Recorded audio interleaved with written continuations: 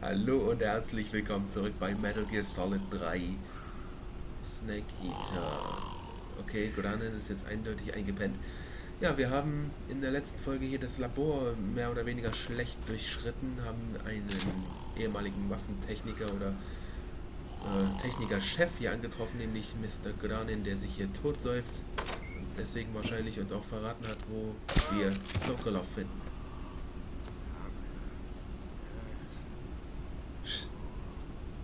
Okay.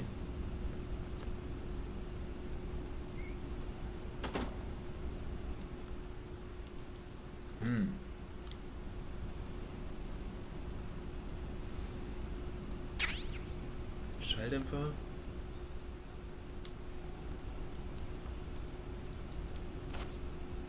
Mal sehen, ob wir den Typ hier erwischen. Gut. Ich habe jetzt keine Lust, hier mich tausendmal wieder entdecken zu lassen.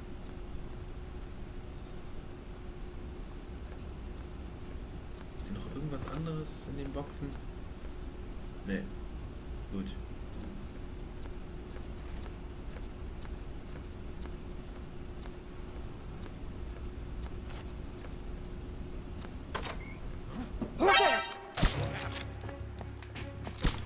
Verdammte Scheiße! Gott, wie ich die Wissenschaftler hasse!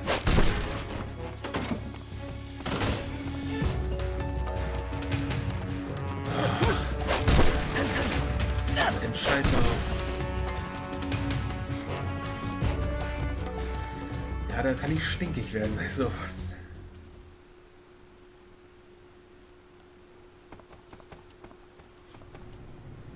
Okay, aber hier ist der Alarm schon wieder vorbei. Na gut. Okay. Scharfschön.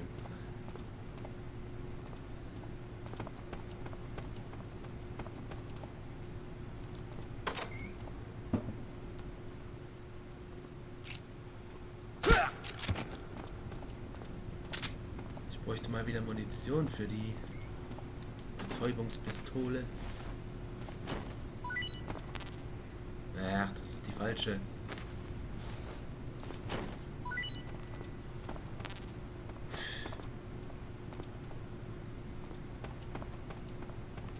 Okay.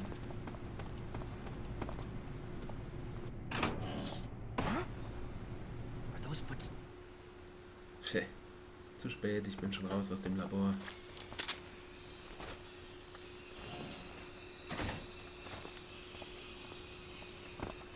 Ich sollte wieder Waldtarnung anlegen.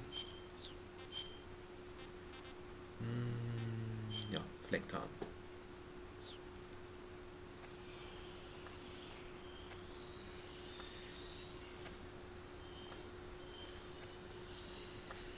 Los, komm her. Freeze!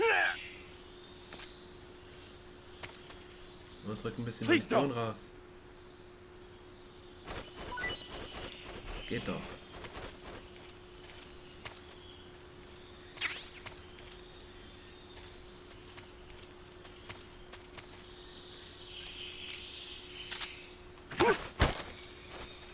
Speak. To the northeast. Speak. Was soll das sein? In the armory. Speak. There's some ammo. Aha. Speak. To the northeast. So, du gibst erstmal Ruhe. Da ist nichts. Was ist hier? Ah ja. Das müsste die Munitionskammer sein. Die Armory TNT. Ach, hier ist wieder das XM16.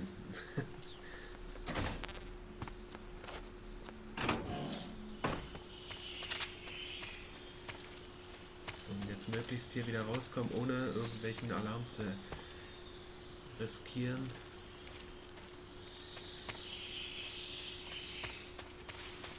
Können wir ja wieder hier rauskriechen.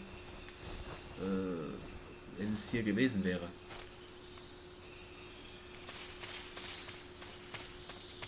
War es wohl doch dort hinten. Der Typ läuft da gerade hinten lang.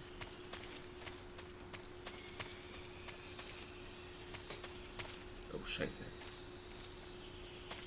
Fuck. Muss es eben so gehen.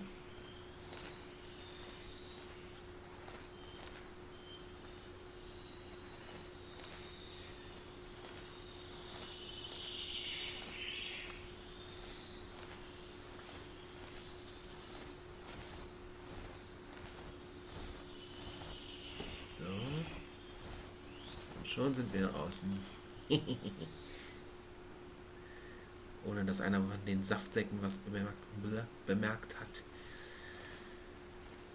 Oh, da ist noch eine Itemkiste. Noch ein Schalldämpfer. Immer nett sowas. Ah, scheiße.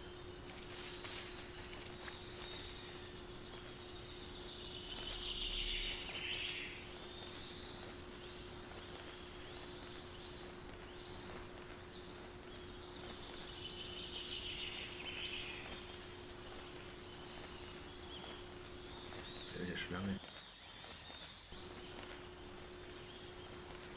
Okay, sobald ich an dem vorbei bin, kann ich wieder rennen. Ja, hoffe ich.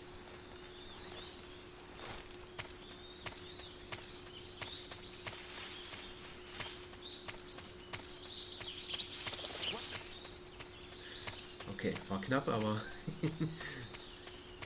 ging noch gut.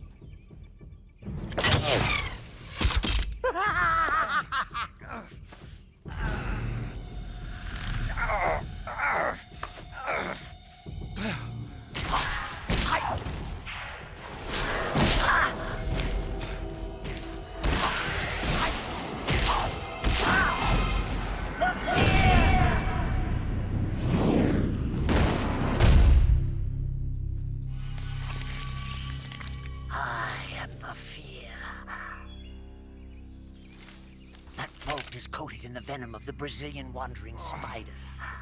Soon, a most exquisite pain will engulf your entire body. Your limbs will be paralyzed, your lungs cease to draw breath. Eventually, your heart will stop beating. Ah, but what fun would that be? Not a fitting end at all. The boss's apprentice. I will give you fear such as you've never experienced before. Come into my web. It is time for you to feel the fear.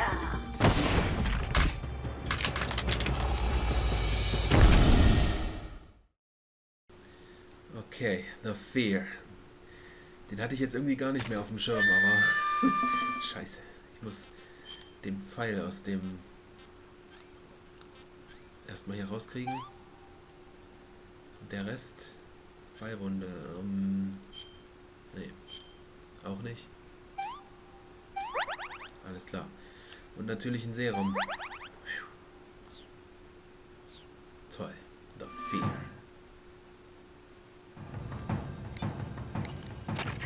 The Fear is using something called stealth camouflage to conceal himself. But you should be able to spot him if you look closely in first-person view. Watch for rustling grass, falling leaves, anything that will betray his presence. Find him and shoot him in first-person view. The Fear coats his poison bullets with venom from the Brazilian wandering spider. The Brazilian wandering spider is said to have the deadliest venom of any spider in the world. It's a potent neurotoxin. So if you get hit by one of the fear's poison bolts, go to Cure in the survival viewer and inject yourself with serum immediately before it kills you. Snake, the fear is supposed to be wearing some kind of stealth camo. I don't know how it works exactly, but it seems to refract the light around it somehow to hide the person who's wearing it. This is the best camouflage I've ever seen. It's going to be tough to figure out where he is. But that doesn't mean he doesn't have a weak point. Oh ja. Apparently, wearing stealth camo really drains your stamina. When he's out of stamina, the camo will stop working. Don't miss your opportunity. Ja, und dann muss er nach was zu essen Ausschau halten. Okay, von Ivan ist immer noch keine Antwort. Die wird immer noch mit Wohlgehen zu tun haben. So. Und ich habe vor, seine Ausdauer runter zu prügeln.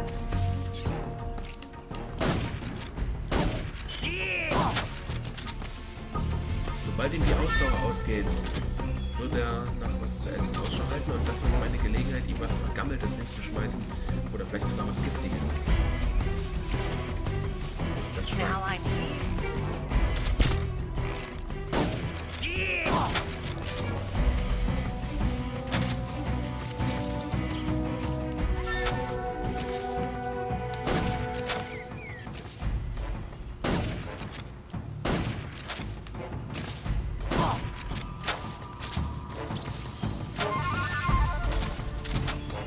Und schon funktioniert die nicht mehr. Oder man hält ihn davon ab, was zu essen, indem man einfach weiter auf ihn schießt. Aber irgendwann versucht er außer Sichtweite zu gelangen. Ich hab ihn gleich. Ohne den Dreck. Mist. Wo ist der? Ah, hier.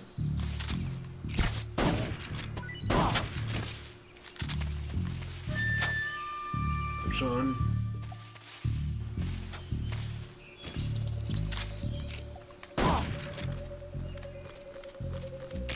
Scheiße. Ah! Jetzt hat er doch noch was gefressen. Mist!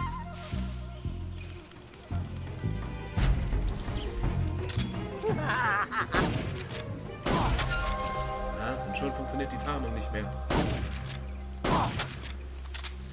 So, und jetzt werde ich das mal anwenden. Rucksack, Waffe. Wir werden ihm mal was... den Pfeilgift vorstellen, sowieso auch schon vergammelt ist. Zwar noch nicht sehr stark, aber trotzdem.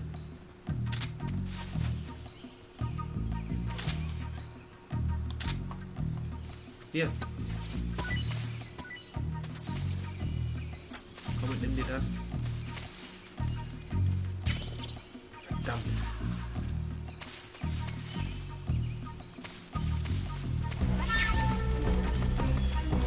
Na gut, das ist jetzt... So, ich werde es nochmal ausrüsten. Pfeilgiftfrosch, so.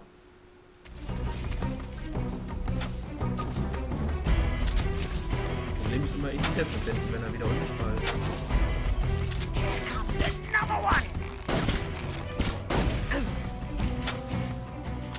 Jetzt hat mich wieder so ein blöder Pfeil getroffen. Oh.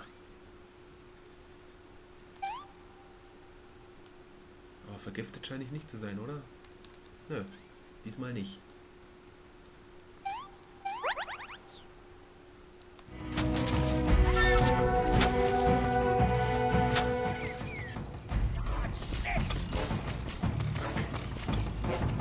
Wo ist das Schwein? Ich bräuchte außerdem mal wieder ein bisschen Munition. Ah! Scheiße. Serum.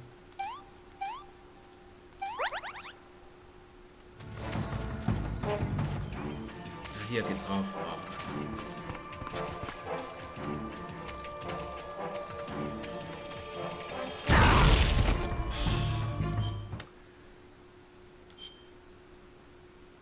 Übel. Es läuft gerade echt übel.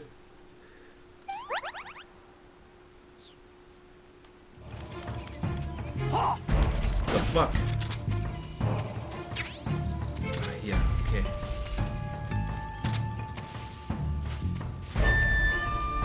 Komm schon, zeig dich.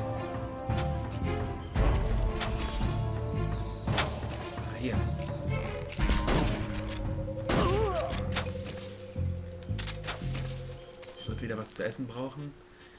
Also schmeiße ich ihm was hin.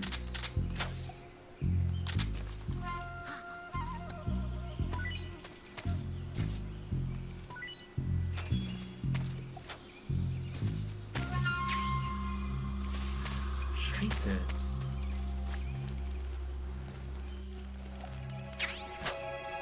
Der will das nicht nehmen.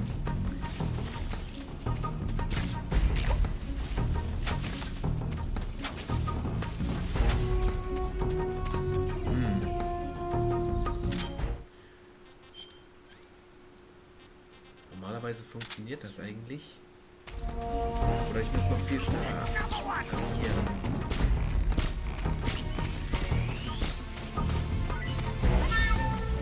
Hat er jetzt einen Frosch getroffen.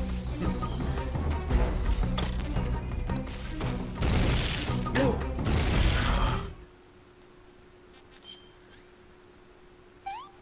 Immer seine blöden Pfeile. Und so langsam geht mir auch...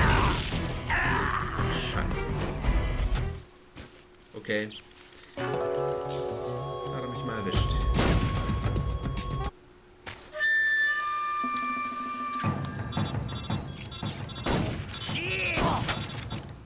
Ja, ist ja gut. You've been shot with a poison bolt. The poison is spreading throughout your body. Your life is going to keep decreasing unless you do something about it. Hurry and neutralize the poison. Ja, schon gut. Go into the survival viewer and use Cure to give yourself a serum injection. The serum will neutralize the poison, but don't forget to treat the bolt wound itself as well. To treat a bolt wound, you'll need your knife, a styptic, and a disinfectant. Use your knife to dig out the bolt, and then apply styptic and disinfectant to the wound. Follow those steps and the wound should heal right up. Now start the treatment. Hurry! Ist ja gut. Verflucht nochmal. Ich weiß das doch. Oh. An der falschen Stelle.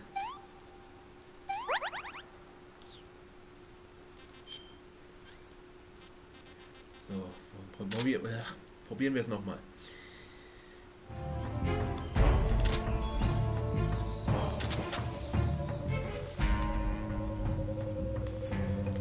Ist dieser Penner. Now I'm here. Scheiße.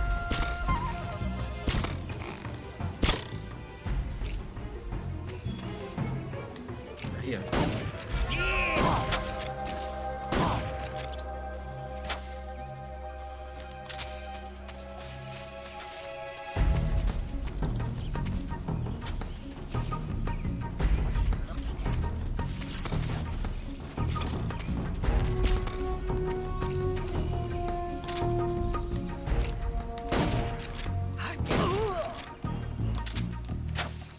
Hier. Nimm dir das.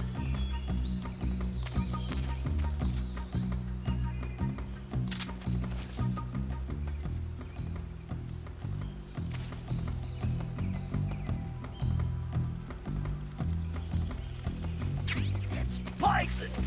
Jawohl. Das ist ein Magenknorren.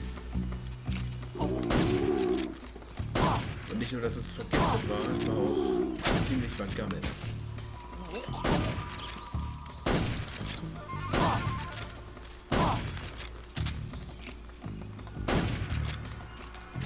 Nein! Erwischt.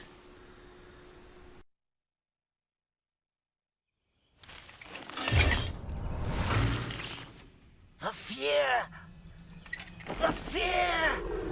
I see it! The fear!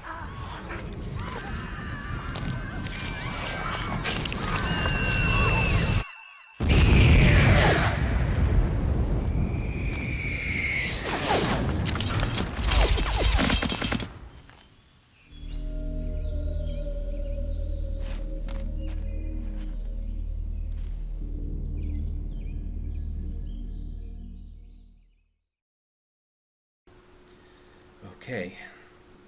Der Typ ist immer wieder irgendwie eine Herausforderung. So, und er hat auch hier seine Uniform zurückgelassen, die Spinne. Ziehen wir auch gleich mal an. The Fierce Tarnuniform. Verleiht dem Träger Stealth-Fähigkeiten auf Kosten der Ausdauer. Wirklich Stealth ist es nicht. Ihr seht oben rechts, es ist nur auf 80%. Das ist eigentlich nicht gerade gut. Aber mal sehen, was Sigint dazu meint. Sigint, Granin said something about putting legs on a tank. Do you know what he was talking about? If you ask me, it's gotta be a joke. Not only is making a tank walk on two legs a technical nightmare, but there's no point in making a walking tank to begin with. Putting legs on a tank would raise its clearance, increasing its frontal projection area. It'd also be less stable. Suppose the legs help the tank travel on bad roads. I don't see the logic in that. Isn't that what treads are for? I mean, anybody who'd seriously consider making a thing like that has got to be a wacko. Come to think of it, there was a guy in the States who wrote a paper on that subject. What was his name? Emerson? Heinrich? Something like that. I don't really remember. Emmerich. Of course, no one took that seriously. Sein Name war Huey Emmerich. Aber zu dem kommen wir erst sehr viel später. Sigint, Granin was saying that Sokolov's research project was a tank fitted with rockets. Uh-huh. Do you have any idea what he meant? Sorry, beats me. I wonder if it's supposed to increase the tank's mobility, or maybe give the tank short-range missile launching capability. But you're sure it has something to do with Phase 2 of the Shagohod, right? Yeah. Khrushchev traded Cuba just to get this thing finished, and Volgin blew up a Soviet research facility to get his hands on it. Whatever it is, it's gotta be big. Sigint, do you know anything about that philosopher's legacy Granin was talking about? Not a clue. Never even heard of something like that until now. Right. One thing's for sure, though. Volgin's got a huge amount of money stashed away somewhere. Philosopher's legacy, huh? Maybe it is real. Nicht nur maybe. That Order of Lenin that Granin was talking about is the most prestigious award in the Soviet Union. It's given to individuals, organizations, and cities for outstanding achievements in warfare, science, industry, the arts, and various other fields.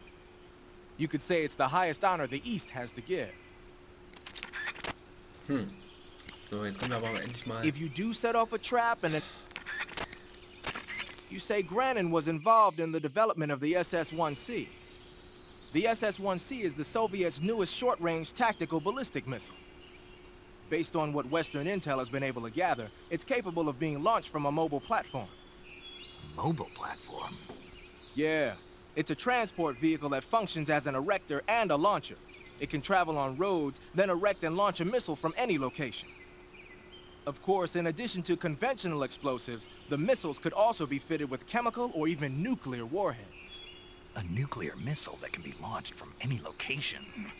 I'll bet it wasn't the missile itself that Granin helped develop. More likely, it was the mobile platform. From what I've heard, the SS-1C is set for actual deployment as early as next year. That's bound to send a chill down NATO's spine. Hast du es jetzt endlich, Sigint, mit all den Daten, die Granin uns gegeben hat? Hey, Snake, what's that you're wearing? It's spider camouflage. It used to belong to the Fear. Is that right? Well, it's not as good as the stuff the Fear was wearing, but it still seems to have a pretty decent amount of stealth capability. From the looks of it, the wearer uses stamina to power the stealth function. With this thing on, your camo index will stay at a high level no matter where you go. But if you run out of stamina, the stealth function will stop working. Keep that in mind. Gut, haben die anderen noch was zu sagen? Snake, there should be fly agaric mushrooms growing in that area. Ooh. The fly agaric is a relative of the death cap mushroom that grows only in that region. You'll find it growing on the ground, but it's poisonous, so if you pick one up, don't eat it. If you do eat one, go into the survival viewer immediately and use cure to take some antidote. The poisons found in the fly agaric include phallotoxins and amatoxins. It says here that when you eat it, the initial symptoms include nausea, stomach pain, and diarrhea. Finally, your liver and kidneys will break down into a sponge-like substance and you die. Ooh, sounds like a horrible way to die. Isn't it? Yeah. So how does it taste? Huh? How does it... Were you listening to me? The fly agaric is poisonous. I heard you, but if I did eat it, it might taste good, right? I give up. Keine Logik, der Mann. According to Granin, you should be able to get to the mountains through a passage located deep in the jungle beyond the warehouse. Right.